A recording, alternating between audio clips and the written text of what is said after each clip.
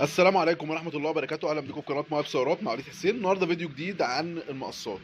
كلمتكم كتير جدا في فيديوهاتي اللي أنا ما بفضلش تغيير المقص الأصلي، وبفضل إن أنا أغير جلب المقصات وبيض المقص. زي ما انتم شايفين احنا رجعنا المقصين دول يعتبر جداد.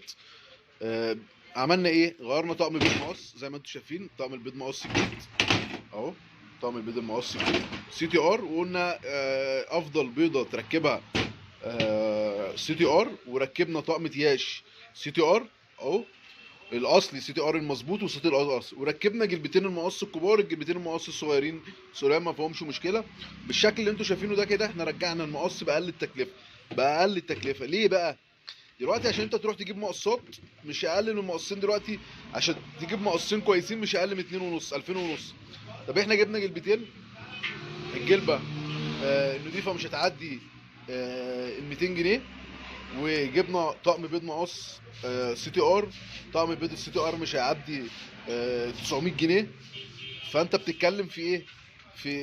في حاجات ما كملتش ال 1000 ال 1000 ونص، او 1000 من 1200 او 1300. مثلا جلبتين مقص، جلبتين مقص الجلبه ب 170 جنيه او ب 180 جنيه، يعني هنقول الجلبتين مثلا ب 300 جنيه او ب 350 على طقم طقم بيض مقص بيعمل حوالي 800 جنيه او 850 جنيه.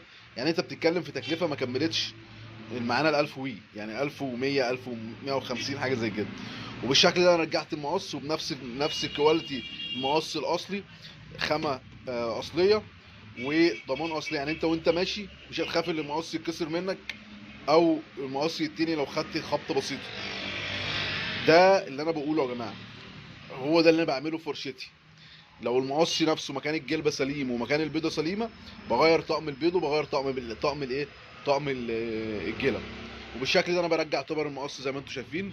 يا ريت تعملوا لنا لايك يا جماعه علشان نكمل في فيديوهاتنا، والفيديوهات تنتشر للناس والناس تستفيد. لان الناس في ناس كتير مش فاهم، لما بيروح عند صنايعي يقول له هات مقصين، فبيروح يجيب مقصين ايه اللي هم في السوق، فيجي يركبوا شهر او اتنين مقص باظ جلبه والطقطق ما كانش كده. او بيشوف قناه مهاب سيارات.